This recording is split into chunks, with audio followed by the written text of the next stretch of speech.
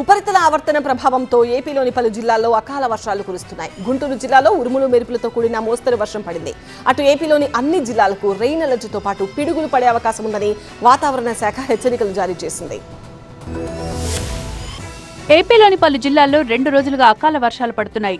గుంటూరుతో పాటు చుట్టుపక్కల ప్రాంతాల్లో వాతావరణం ఒక్కసారిగా మారిపోయింది. గుంటూరులో పట్టపగలే చీకట్లు కమ్ముకుని కొద్దిసేపటికే వర్షం కురిసింది. ఉరుములు, పిడుగులు, ఈదురుగాలులతో కూడిన వర్షం పడింది. పలు ప్రాంతాల్లో విద్యుత్ సరఫరా కూడా అంతరాయం కలిగింది. అకాల వర్షంతో ప్రజలు ఇబ్బంది పడ్డారు. అటు గుంటూరు పరిధిలోని వాణిజ్య పంటలకు నష్టం వాటిల్లుతోంది. ప్రధానంగా అకాల వర్షాలతో అరటి తోటలకు అపార నష్టం జరిగే అవకాశం ఉంది. మరోవైపు ఏపీ వ్యాప్తంగా వాతావరణ పరిస్థితులు మారుతున్నాయి. పశ్చిమ మధ్య బంగాళాఖాతంలోని వాతావరణ ప్రభావంతో పాటు ఉత్తరాంధ్ర తీరంలో ఉపరితల ఆవర్తనం కొనసాగుతోంది. అలాగే కర్ణాటక, తమిళనాడు మీదుగా ద్రోణి విస్తరించడంతో ఏపీలోని పలు ప్రాంతాలకు వాతావరణ శాఖ వర్ష సూచన చేసింది. కొన్ని చోట్ల పిడుగులతో కూడిన వర్షాలు పడే అవకాశం ఉందని తెలిపింది. ముఖ్యంగా ఉత్తరాంధ్రలోని శ్రీకాకుళం, విజయనగరం, ఉభయ గోదావరి, కృష్ణా, గుంటూరు, బాపట్ల జిల్లాల్లో మోస్తరు వర్షాలు కురిసే అవకాశం ఉన్నట్లు ప్రకటించింది.